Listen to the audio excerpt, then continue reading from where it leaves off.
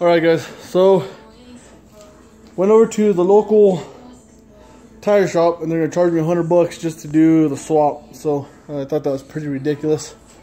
So I went over to O'Reilly's and they were able to rent me the tool, which is that's it right there, for $50. And you get your $50 back. So I think it's a pretty good deal as long as you take the tools back. And also what happened was, I thought it was pretty cool, thought I'd let you guys know, was I asked if they had that specialty tool to take off this nut, because how it's sunken in there. It's really hard to get to, and from what I was told is that it's a specialty tool from Dodge. I don't have one, and they didn't have one either. So the girl that works at O'Reilly's was nice enough to go home and get me her personal set of this tool here, which she said should work. So I think that's pretty damn cool. It's a socket set that actually can go over the whole shaft. So that's pretty damn cool if you ask me. So gotta take care of that because it's not mine, and she was nice enough to loan it to me. So make sure I take good care of that. What I did was I watched a video on how to take these off on YouTube. Pretty much I put in a vise like this and they clamp up the spring with these. So I'm gonna pause the video, and then once I have it all set up, I'll show you guys how it's gonna go down. So hold tight. Alright guys, I'm back. So that's how it's gonna look when it's all set up. Have it there in the vise. So these go on pretty easy, and then of course you just tighten it down, and then you'll see that it's loose because there's a gap right there. So now I'm going to use this tool, which I think should work. So thank you, Crystal at O'Reilly's. Oh, look at that. It's going to work. Just got to figure out a way to hold this. So as soon as I get this off, it's all going to spin. So figure out a way to lock this up, guys, from spinning, and we'll go from there. I'm pretty sure I could hold it here, huh? Okay. So as soon as I get this off, I'll get back to you guys, right? Alright guys, so I got the passenger side done. Now we're on the driver's side. So I have it off, and this is what it's going to look like when it's off, guys. Okay, this tool's going to still be on it. It's going to be pretty tight, so just be careful with that. I'll take that apart in a little bit. I was actually very fortunate on the driver's side. I didn't have to put those tools back on to reclamp the Eibach spring.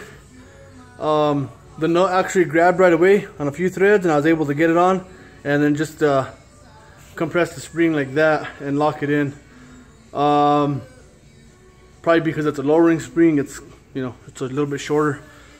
So one thing I wanted to mention was on the strut itself, on this bracket here that goes on to the lower control arm. When you put your spring on your new one, what you're going to want to do, okay, it's kind of hard because I only have two hands. So make sure your spring is nice and flush with that boot on the bottom. So it's going to sit like that. And that tab right there should be 180 degrees out from the cap. So this cap that goes back over it with the 3 bolts on the top, you're going to see that bottom bolt here is that's the one nearest the fender. Okay, so you're gonna want this bottom bolt. So I can just do it down here. Okay, so you're gonna want this one. You know, these two are pretty close together, and this one's far apart. So this is gonna be the one nearest the fender. That's gonna be 180 degrees out from this tab. So that tab's gonna be like this. And you're gonna want to put this 180 degrees like that. Okay, so it should be, you know, furthest point apart from that, 180 degrees out. So slide that over, and that'll be 180 degrees up. Okay guys, but I'll show you how it looks when it's all bolted together. Okay guys, so I got it together. So what you're gonna see is that tab. So exactly 180 degree out, as you can see. So completely opposite ends. If you don't do it that way, you're never gonna get this back in its proper position. So it has to be that way. Make sure to torque them all down. There's a better view. So tab, further than 180. Okay guys, I'm tying this up and then I'll show you guys how it goes all back together. Alright guys, I got the driver's side in. As you can see, another thing I forgot to mention was make sure the lettering, the Eibach lettering, is where you can read it. You don't want to put it upside down, guys, okay? So once you can maneuver it back in and get it back into place, how I did it was, once I got it up, I reached over and I put some of the bolts on, hand tight, just that way it'll hold itself up. So that's pretty much what I did. I went back under and I literally had to like push all the hub assembly down with all my weight and maneuver this in at the same time. So it takes some finesse, but I mean it just takes balls, guys. So just fucking man up and do it. If not, use a breaker bar. A breaker bar should work, I think. Just gotta wedge it in there, and once you get it in, then you can start putting all the hardware back together. So long ass bolt.